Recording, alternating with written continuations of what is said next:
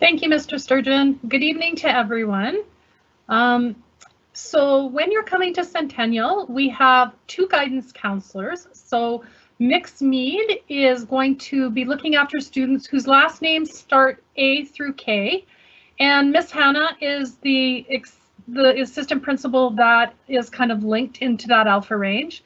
I am Miss Hunter, and I look after students L through Z, and Miss Bannock is also the assistant principal that kind of oversees that section of the alphabet. For those students that may be on an IPP, the coordinator for that is Miss Leslie Rualt. Next.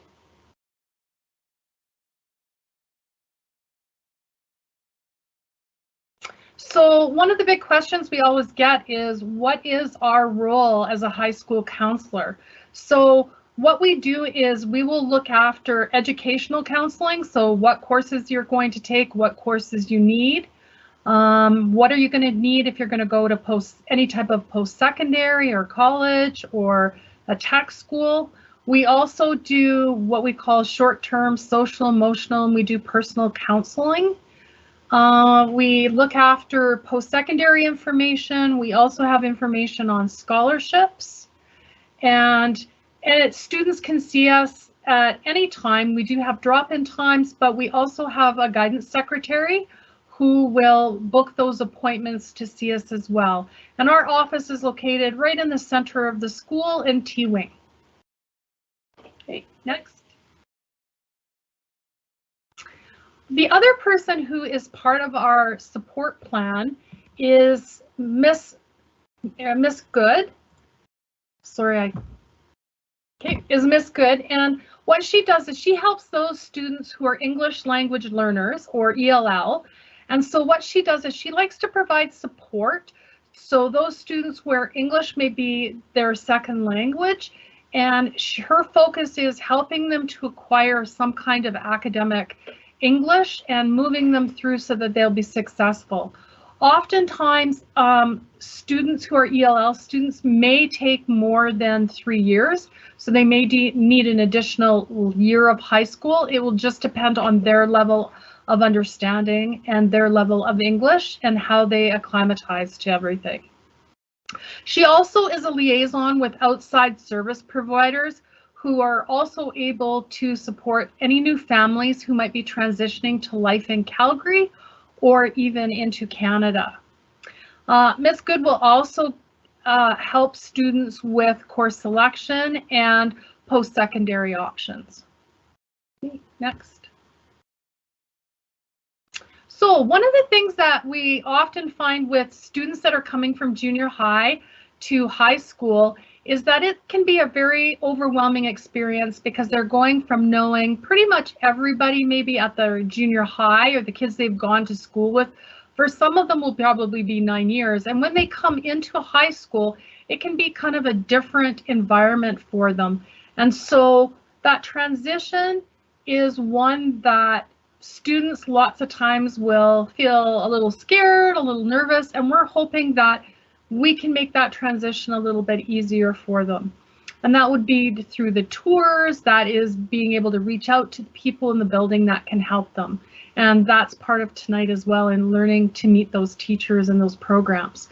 So one of the things that is really important is that when students come to high school, there tends to be more freedom and flexibility in their classes and the way things kind of move. But at the same time, there is far more responsibility. And so in high school, you have to earn 50% in order to pass your classes, in order to earn your credits as you're moving towards either your high school diploma or your K&E certificate. And so one of the things sometimes students think with the freedom is that sometimes they can miss a class here or there, and that is not the case. So if you get a phone call home saying that your son or daughter has missed a class, please believe those phone calls, right? Those phone calls, because the teachers take attendance in every class, they're letting you know that they were not there. The other big important thing to remember in high school is that One high school class often equals 2 junior high classes. And what I mean by that is just simply the length of the classes. Classes are probably 86 to 90 minutes. So students have to have a lot more time to be able to focus. Another thing that happens is sometimes students, if they are away, feel that they don't have to make up the work while they're away, and that is not true in high school. Even if you are away and if you're sick, you still have to talk to your teachers about making up that work. So because you might have, different kinds of things that have happened in your life, you'll still have to have that conversation with them to make that work up. And I think what is really important to remember is that the semesters move very, very quickly. So we only have 5 months, and so we're going to take a course that you might have for a year in junior high, and it is now going to be compacted into 5 months. So we'll talk a little bit about what that will look like in a few minutes. Next. So one of the things that we ask parents to do is you can get access to PowerSchool. And that's really important because that way you can monitor and you can follow marks, you can check the attendance, you can check progress in classes. Students will also have access to PowerSchool as well, so they can see where their marks as they're moving through. They can also see their courses. If you happen to have an extended absence, and that could be because you're going on a holiday, or maybe somebody has to have some kind of surgery or something has happened within the family, it's really important to contact teachers to let them know, but it's also sometimes important to contact us in guidance and sometimes the assistant principal. One of the things to remember about a semester system is that often course covers new material every single day. So what happens is students sometimes find that they fall behind because the pace of the material is very, very quick. And so they have to be present to take in that information, to be able to go home that night, do the homework, and be prepared to follow the following, whatever they happen to be doing on the next day. Okay? So one of the things that you need to remember about high school is that you will have regular homework every night. You should, if you don't have homework, you probably will do some studying for coursework. On average, you will probably have 1 to 2 hours of homework a night. It will also be based on the difficulty of your courses and your skill levels. So some students find that that can be anywhere from 1 to 3 hours a night. So that's something to remember, and that's where it's really important for us that you work on your organizational skills, you work on time management in order to keep up in the classes that you're in. We want you to be more independent and responsible for making sure that you hand in your assignments and that you're making up any of the missed work that you might have. The one thing that's nice about high school is a way to meet new friends. You're not always going to be in classes where you know people, and sometimes that can be a little scary. It can make students a little nervous. So you have to look at it as it's a great opportunity to meet new friends and to make new friends in classes. And it's also important because you can experience things and you can try new things. Okay. So one of the things we have to remember about high school is that you want to have a balance. You want to be able to balance things because sometimes students carry a part-time job. Sometimes they have commitments in the community where they might be volunteering. They might be playing community sports. They may be on various teams. They may have various hobbies that they are doing. They also may have extracurricular commitments, so they could be involved in the athletics or clubs at school. And on top of that, of course, you're going to have assignments and homework and tests that you have to be prepared for. So it's really important when we talk about time management and organization that we can balance school and still have a nice activity life outside of that. So it's really important that your mental health, your anxiety, and your personal and social life are really well balanced so you feel comfortable. Okay. So one of the things that is very important as we're going to move towards registering for grade 10 next year is that when we are coming out and when your junior high teachers are going to give you the registration packages, it's really important to put you into the courses that are at your grade level, at your skill level.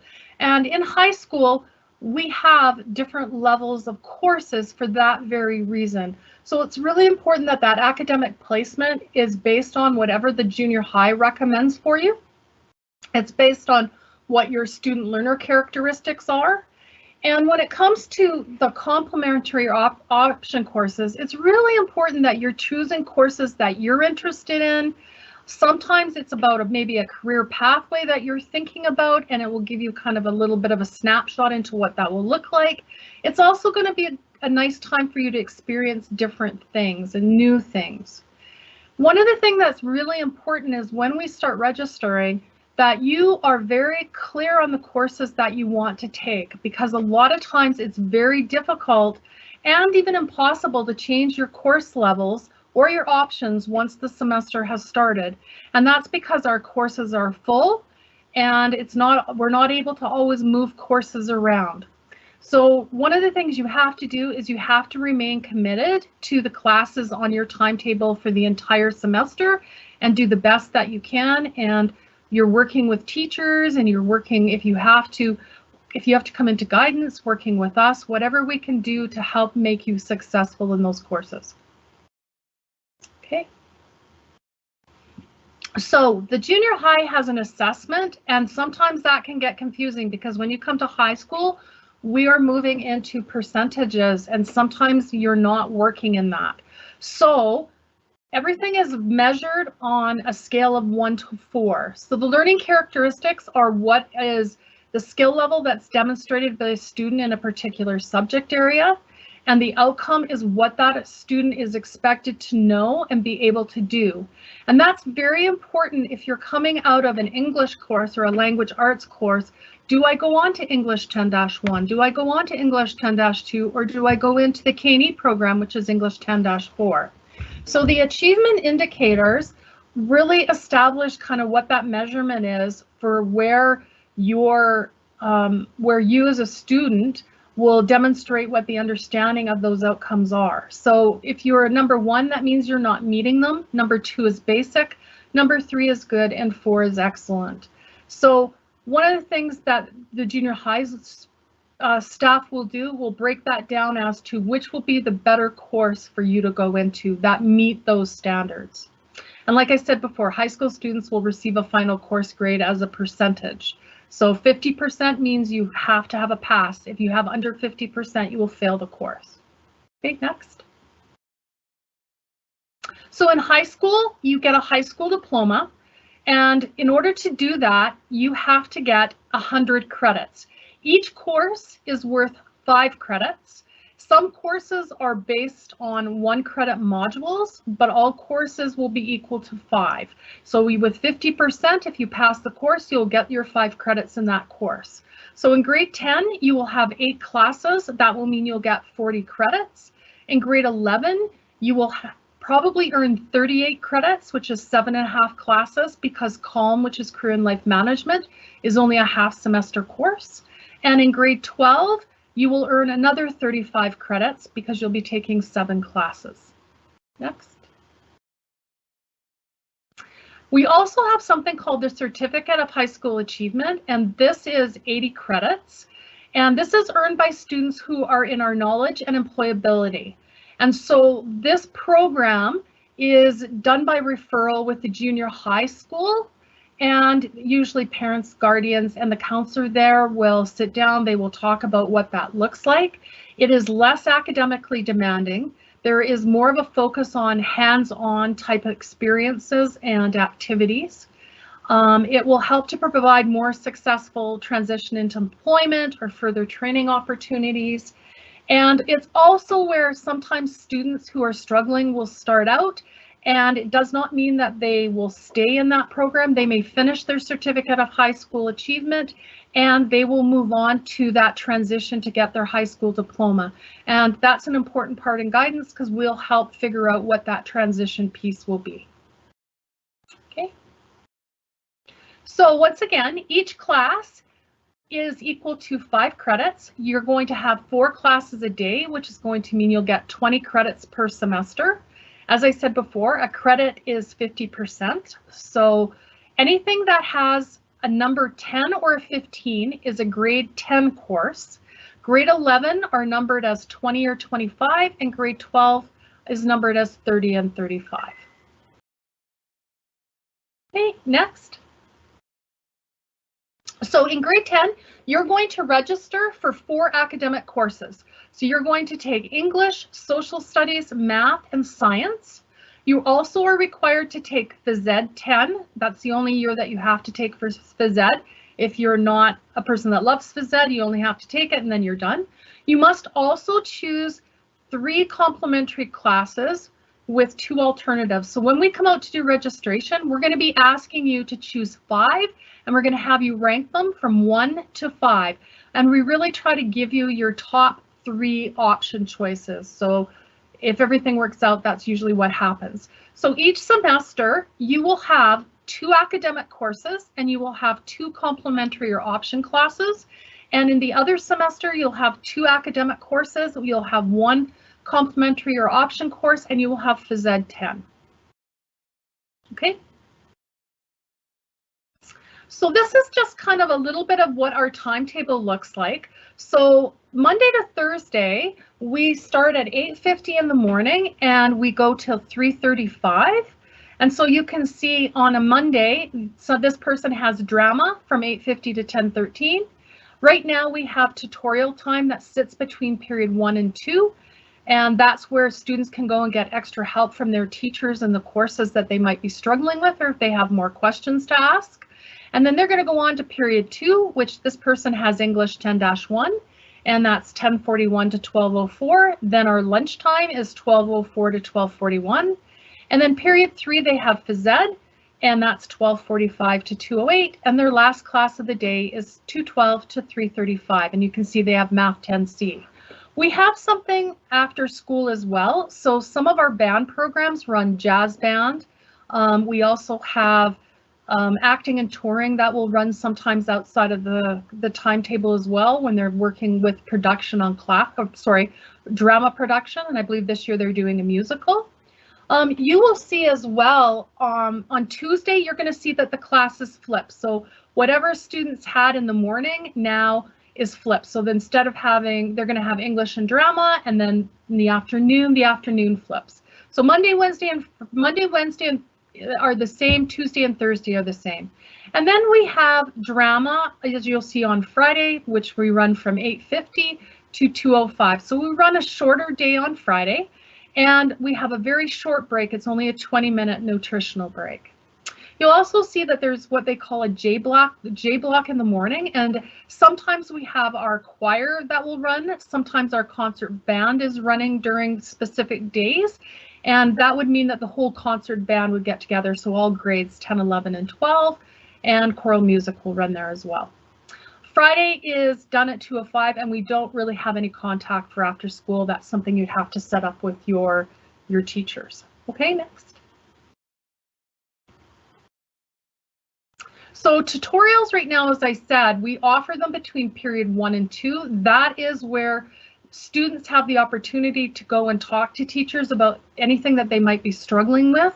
We really encourage students not to use this as break time, but to actually go in and speak with those teachers and sit down, and if they're struggling, get the help that they need.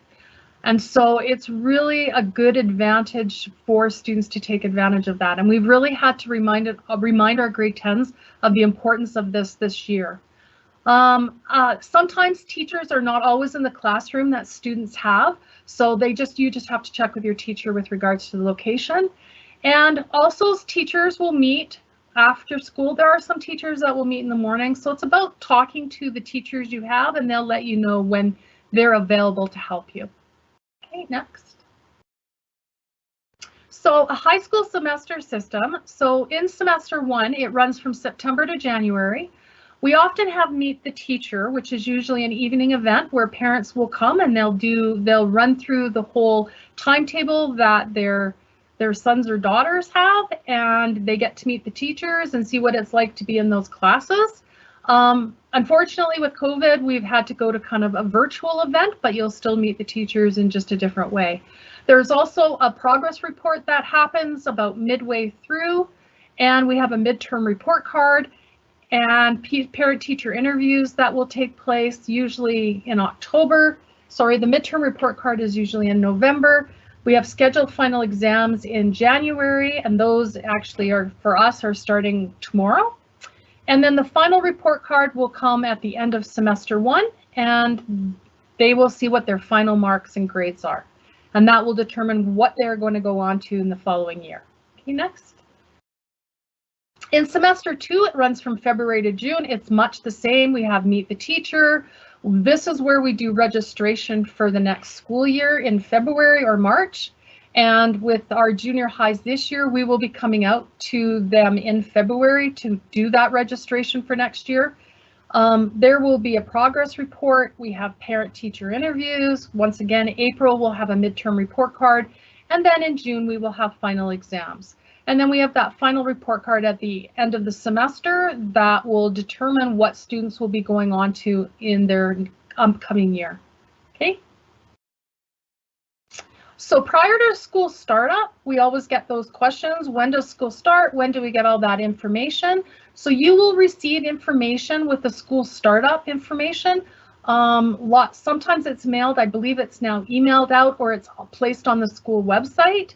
And so that's at the time where students will be able to go into PowerSchool and they'll be able to see what their schedule is for the year. Students are encouraged to come in at the end of August before classes start so that they can pay.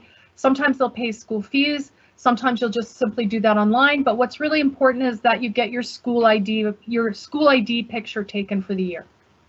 Okay. So if you need any more information, there will be, there's the course registration guide that will go up. That's our school's website. You can talk to junior high staff. It's going to be really important, and I think it'll be fun for all the students on January 27th to come out to those grade 9 tours.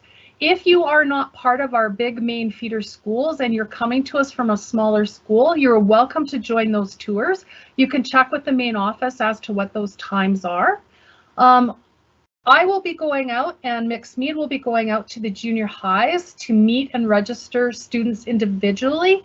Some of those feeder schools where there's only a few students, we won't be coming out, but the junior highs will be sending your information to us and you can contact us if you have questions. And I think we will be, I believe, tomorrow and next week doing our registration presentations for some of our junior highs. So that will also tell students a lot more about the courses that we're offering and the kinds of classes they'll need to take. So thank you. And those are all our contact information for everybody that you need. Myself, Satna Mead, Leslie Rialt, Erica Good, Nicola Wilson, who looks after K&E, Miss Bannock, Miss Hannah, and Mr. Sturgeon. So please feel free to reach out if you have any questions.